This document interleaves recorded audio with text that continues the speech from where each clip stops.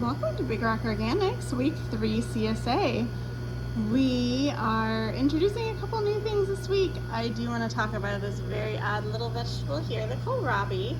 A lot of people are curious, have never had a kohlrabi before, and what you do is you peel the skin off of it. You want to cut the root off of it, so slice, about down here. So the leaves you can also cook. May or may not have the leaves on yours depending on the weather. This week is so hot. We've been challenged a little bit in that regards, but it is a cross between a apple flavor and a cabbage flavor. Very mild, very crunchy, very sweet. I feel like it's even a little sweeter than like the turnips, and it's really delicious raw. It is also delicious cooked, roasted, anything that you want to do. You can make kohlrabi pickles. That's always a fun one. And just cut them up into little julienne strips. They're nice and crunchy. It is in the broccoli family. That is kohlrabi, so that I always feel like it looks a little bit like a weird UFO vegetable, but sometimes that can be fun. Zucchinis are starting to come in on a more regular basis. I expect them to really explode and grow super, super quickly in these next couple hot days. I don't know if you know that you have to pick zucchini essentially every single day in this hot weather, otherwise it grows like double the size every single day. So zucchini, delicious in so many different things. Fried zucchini, grated zucchini, zucchini fritters. Now I'm just starting to sound a little bit like Forrest Gump, but you get the idea. Lots of versatility to zucchini. You can even make a zucchini apple pie that the zucchini becomes a substitute for apples because zucchini has a pretty benign flavor and you can make it taste like anything you want. Speaking of tasting things, the scallions are delicious, and hopefully you found all kinds of good uses for both the bottom and the greens. We're going to be introducing onions here pretty soon, but the scallions will be staying with us as we have many different crops of scallions, and I feel like they're such a useful thing no matter what time of the year. Cilantro, the cilantro got really big really quickly, so use some of that up in salsa. You can also do like a little toss with a friend of ours would do a clam sauce with the cilantro and pasta. Cilantro is so versatile. You can do a salsa verde. Definitely think about taking salsa to a 4th of July thing this week.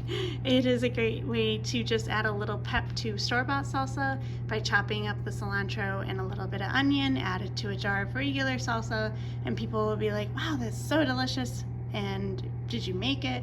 And you can just say, yeah, a little bit.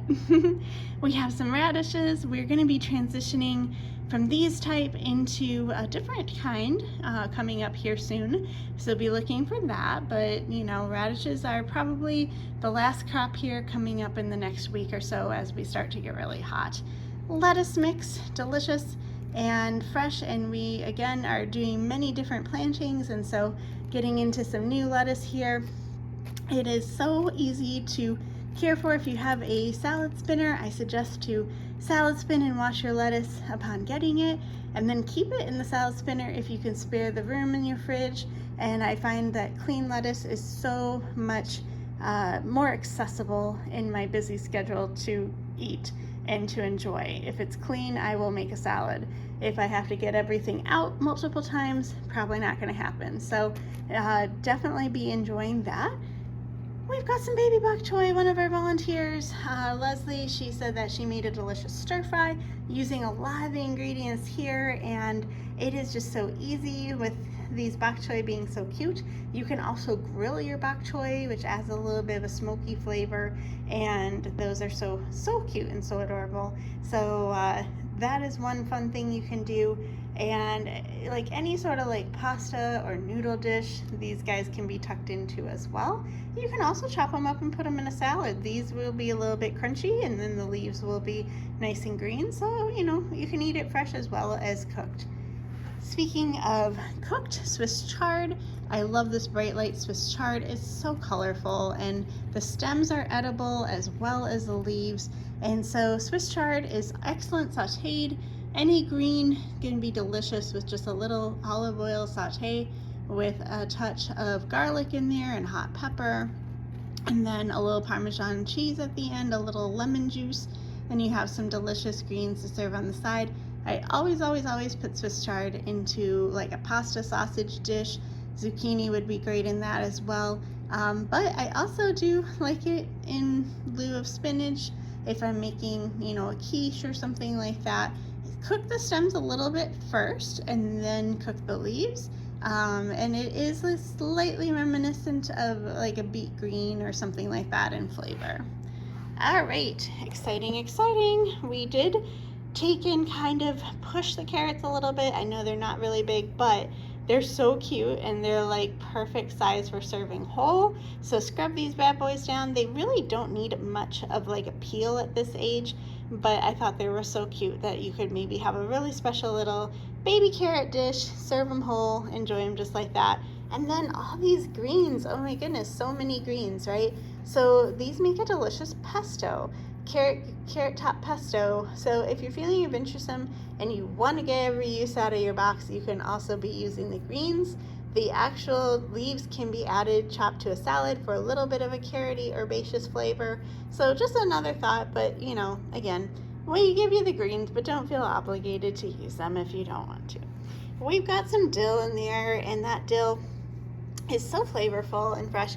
Now, dill is one of the most miraculous things because if you chop it up, you can throw it into the freezer in a bag and it will literally look this green and this fresh when you pull it out again 6 months from now. So the dill, just chop those leaves up. If you've got too much dill, throw it in the freezer. My husband always really liked these cucumber tea sandwiches when we were dating, and we made them at our shop for luncheons. Just a little piece of rye bread with some cream cheese spread and a cucumber and some dill sprinkled on top. And that is still one of his favorite like little hot weather treats, where it's cool, it's quick, it's crisp. So I always chop up my dill and add it to a bag in the freezer, so whenever I want to do something like that, it's ready to go. Also, spanakopita is really delicious and has dill in it, and that uses any cooked greens, so spinach or chard or anything like that. Cook it, and then some scallions, some dill, and feta cheese inside of a phyllo pocket. So that is a delicious recipe as well. We have arugula, and oh my gosh, we've been enjoying arugula on sandwiches and in salads and things like that. Just a nice little bit of a flavor difference with that. And if you are storing these in the bag, a suggestion is to put a dry paper towel in the bag to absorb some extra moisture. It'll last a little bit longer that way. And then last but not least, some turnips. And again, things may or may not have some greens on them depending on, you know, just how we're doing this week with the hot weather and the wilting in greens. So you can store these in a container and keep them a little bit moist from time to time, and they will actually last for a couple of weeks really nicely like that. These are great in a stir fry too. Sugar snap peas, need I say more? We did a saute with some peas and zucchini. It was so delicious, but snack on them, dip them into hummus, just put them in a saute. So good. So that is our box this week, week 3. And yes, we are trying to keep ourselves cool. Despite the heat, the weeds are growing exponentially every day. It's going to be a long week. So have a wonderful and safe 4th of July week. I hope some of these vegetables will get to debut at maybe some of your family gatherings. Send us some recipes that you are enjoying using. And thanks for being a part of the farm. Have a delicious week. Bye.